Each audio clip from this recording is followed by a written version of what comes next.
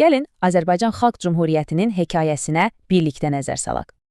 Bax, 1918-ci ildə yeni bir millətin qurucuları məhz bu çətin sualla üz-üzə qalmışdılar. Rusiya imperiyasının süqutu böyük bir boşluq yaratdı.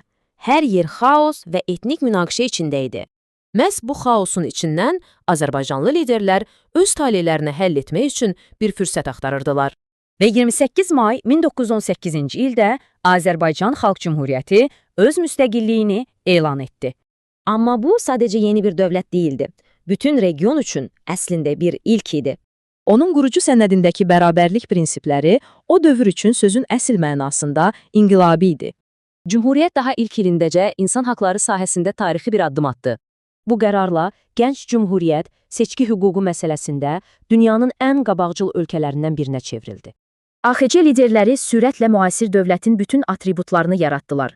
Bayraq isə cümhuriyyətin bütün fəlsəfəsini özündə birləşdirirdi.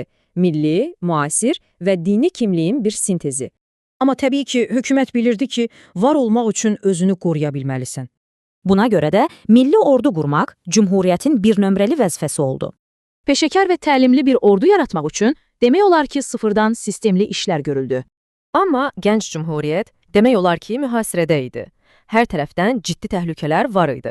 Ağcəb, xüsusilə də getdikcə güclənən Sovet Rusiyasının ağır diplomatik təzyiqləri altında idi. Artıq 1920-ci ilin əvvəlində vəziyyət gərginləşmişdi.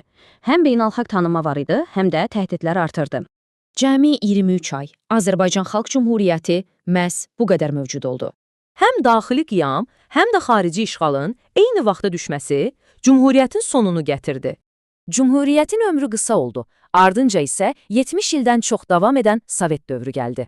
Amma AXC-nin irsi heç vaxt unudulmadı. Gələcək müstəqilliyi üçün möhkəm bir təməl oldu. AXC-nin hekayəsi bir şeyi sübut edir. Güclü bir ideya onu yaradan dövlətdən daha uzun yaşaya bilər.